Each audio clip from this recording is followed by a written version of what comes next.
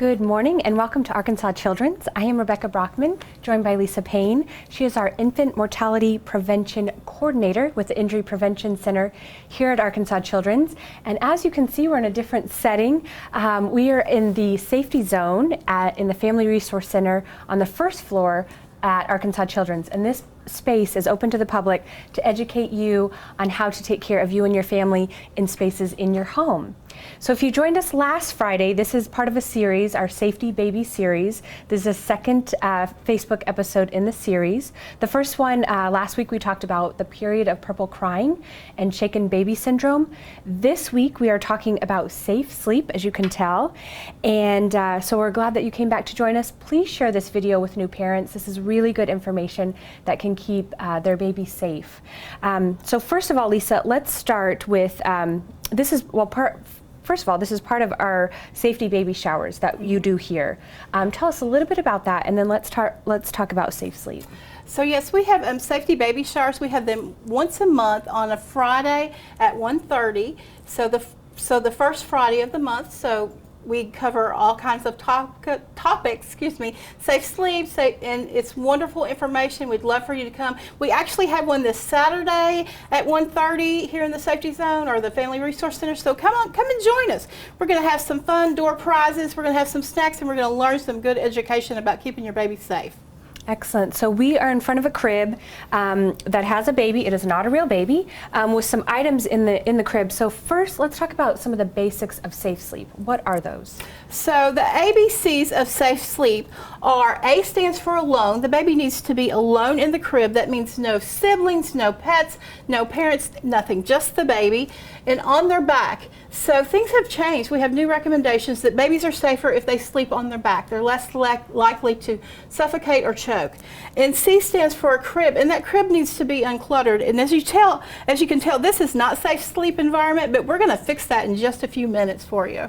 Good. And let's talk about some of the stats in Arkansas. So in Arkansas, we have over 60 babies that have died from sleep-related deaths this year. So we want to make sure that we educate parents, because co-sleeping is very dangerous. We want to make sure parents are aware of the facts and that you're not practicing things sometimes we do whatever our grandmothers do, our mothers do, but we want to make sure you have the facts to know how to keep your baby the safest. Okay, so as looking inside this crib, tell us about what makes it unsafe, and then let's make it safe for the baby. So what makes this crib unsafe, first of all, is that it has items in the crib with the baby. That's the first things. So you see that we have this rabbit. We're going to remove this rabbit because this rabbit could be a suffocation risk. That's okay. Could be a suffocation risk. Okay. And we're also going to remove this book. If anything covers a newborn baby's nose and mouth, they can suffocate. And we're going to remove this bear. So all of these are unsafe sleep environments. As you see, this baby is swaddled in a blanket, but it's best practice, you guys, for babies not to be swaddled in a blanket. A blanket can get loose, and if it gets loose and covers that baby's nose and mouth, it can very easily suffocate. So we're going to remove this blanket. And there's other blankets in here. We're going to remove those. And that baby was on its side, so we know best practice, this baby needs to be on his back.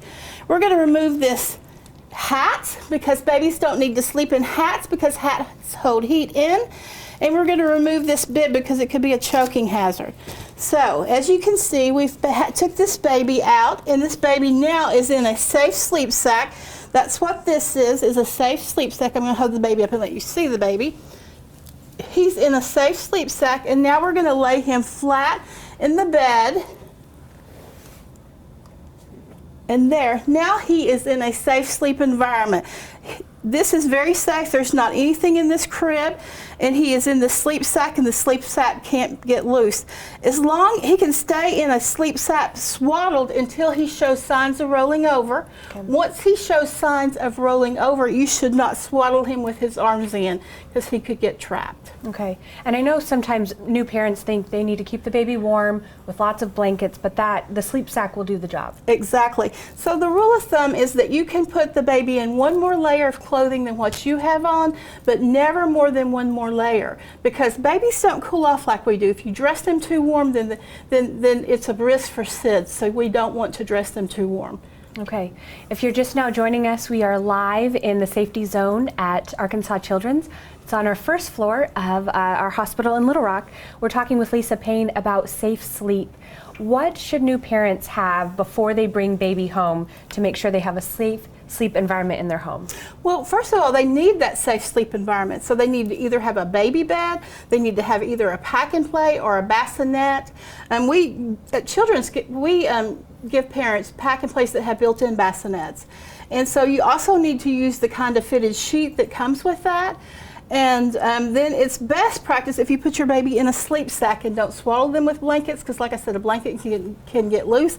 So you can purchase a sleep sack. Or you could attend my safety baby shower and I'll give you a sleep sack. That's excellent.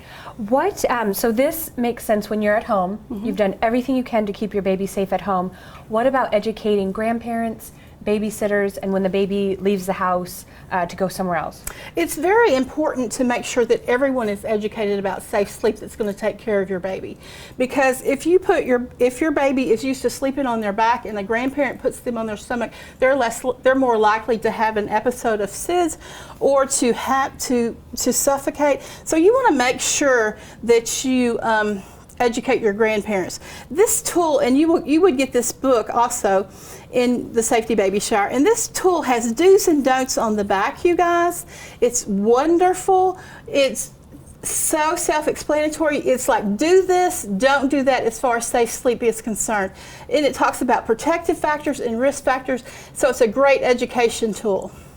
So cribs this is a safe sleep environment. What about incline sleepers? If the baby falls asleep in a car seat, what do you do in those type of situations? Okay. When a car seat is installed in the car and installed correctly, it's at the correct recline. When you have it out of the car and you set it on the floor or on a table or something, it's no longer there.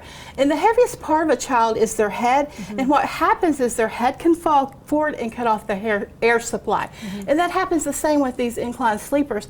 And there's been recalls on those. There's been actually over 50 deaths because of those inclined sleepers. And so they finally did a recall on those.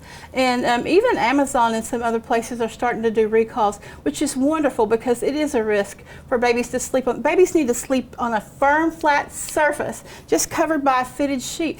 They don't need to be at an incline. If they are, then their head can fall forward. It can cut off their air supply, so that's very dangerous. So if your baby does fall asleep in an inclined sleeper, take them out of that and put them in their crib. Put them in their crib, their bassinet, or their pack and play. You know, any of those things. I mean, babies should not only sleep in these environments, but they should also nap in these environments. Okay, good point. If you have any questions for Lessa, please leave them in the comments section below, and we'll make sure she addresses them. In closing, Lessa, when is it okay for the baby to not sleep on the back? When they start rolling over? When they start rolling over, and that's different ages and stages for babies. Mm-hmm. But once you put them on their back, and if they roll over on their stomach, then you don't have to keep coming in the night and putting them on their back, putting them on their back. It's okay for them to be on their back. But you want to keep them in this environment where they don't have other items in there with them.